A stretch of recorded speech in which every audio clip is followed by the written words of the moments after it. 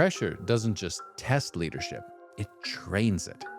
Most leadership teams can tell you what pressure is demanding from them. Fewer can tell you what pressure is making of them.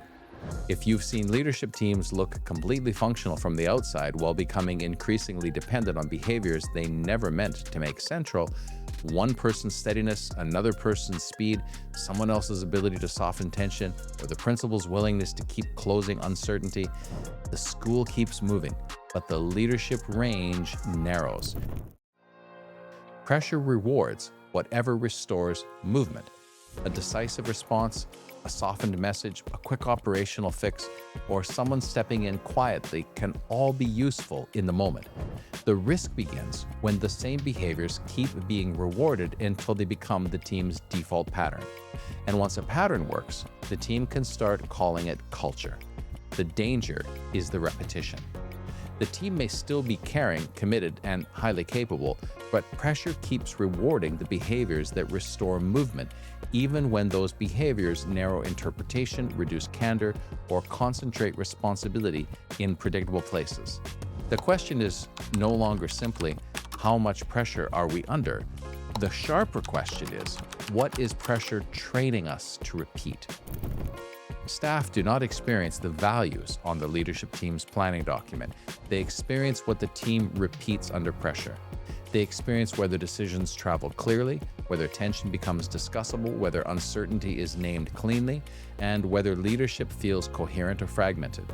A school learns the leadership team's patterns long before the team has a language for it. That pattern may be speed, may be caution, may be reassurance.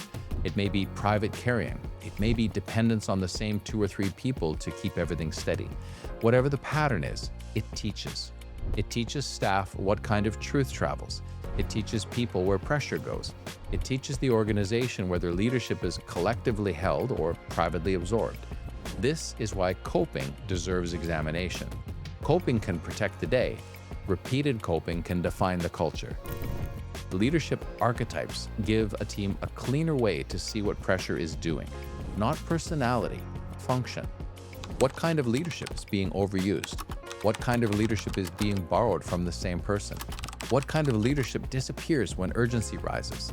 A team may be overusing decisive authority, relational containment, operational competence, reflective caution, or visionary language. Each can be a strength, but under pressure, a strength can become a narrowing point. That is where archetypes become useful.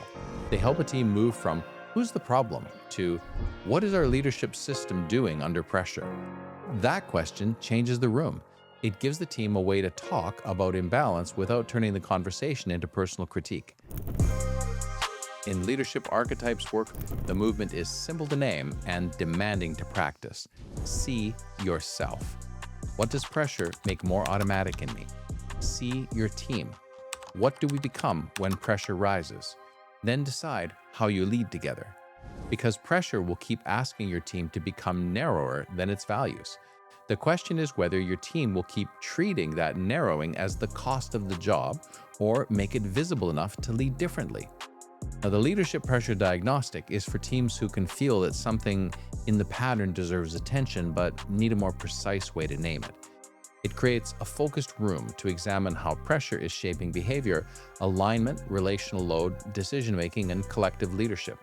If that conversation would serve your team, you can book a complimentary leadership pressure diagnostic or inquire about the Leadership Archetypes program. The aim is to stop letting pressure quietly define the team you become.